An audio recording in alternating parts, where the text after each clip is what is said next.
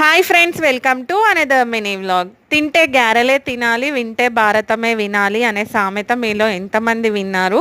అసలు ఇప్పుడు ఈ సామెత గురించి ఎందుకు చెప్తున్నా అనుకుంటున్నారా? ఈరోజు మా ఇంట్లో ఈవినింగ్ స్నాక్స్కి మేమైతే పెసర గారెలు చేసుకున్నాం అనమాట. నిజంగానే ఆ సామెత పర్ఫెక్ట్ అనిపించింది. ఎందుకంటే ఈ గారెలు తిన్న తర్వాత ఎవరైనా అవును అని అనాల్సిందే.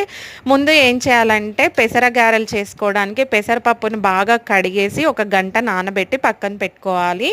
తర్వాత మిక్సీకి వేసి కొంచెం కచ్చా పచ్చాగా మిక్సీ పట్టుకోవాలన్నమాట. ఆ తర్వాత అందులోకి కొంచెం ఉల్లిగడ్డ, పచ్చిమిర్చి, కొత్తిమీర, కరివేపాకు ఇవన్నీ చిన్న చిన్న పీసెస్ లాగా కట్ చేసుకొని పిండిలో కలిపేసుకోవాలి. ఇందులో మనం రుచికి సరిపడినంత ఉప్పు, కారం, అల్లం వెల్లుల్లి పేస్ట్ వేయాలి. తర్వాత అందులో కొంచెం తినే సోడా వేయాలన్నమాట.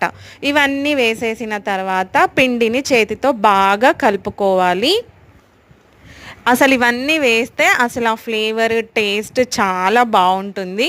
దీనికి మరి పర్ఫెక్ట్ కాంబినేషన్ ఏంటి అంటే పల్లి చట్నీ చేసుకోవచ్చు, లేదు అని అంటే మన చికెన్ గ్రేవీ కూడా చేసుకోవచ్చు అనమాట. చికెన్ గ్రేవీలో పెట్టుకొని తింటే ఈ పెసర గారెలు టేస్ట్ చాలా బాగుంటుంది. పర్ఫెక్ట్ కాంబినేషన్ అనమాట.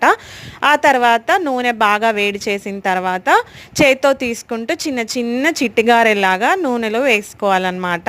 కొంచెం ఫ్లేమ్ని మీడియంలో పెట్టుకోండి. హై ఫ్లేమ్ పెడితే తొందరగా మాడిపోతాయి, లోపల ఉడకదు, పిండి పిండిగా ఉంటుందన్నమాట. కాబట్టి స్లో ఫ్లేమ్ లేదంటే మీడియం ఫ్లేమ్ పెట్టుకోండి.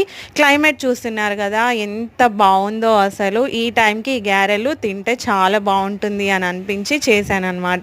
ఇలా వన్ సైడ్ మంచిగా గోల్డెన్ బ్రౌన్ కలర్ వచ్చిన తర్వాత సెకండ్ సైడ్ ఫ్లిప్ చేసుకోండి.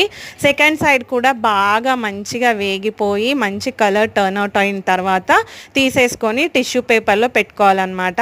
నేను దీనికి కాంబినేషన్గా ఈరోజు చాయ్ పెట్టుకున్నాము. చాయ్ తాగుతూ గారెలు ఎంజాయ్ చేసేసాను.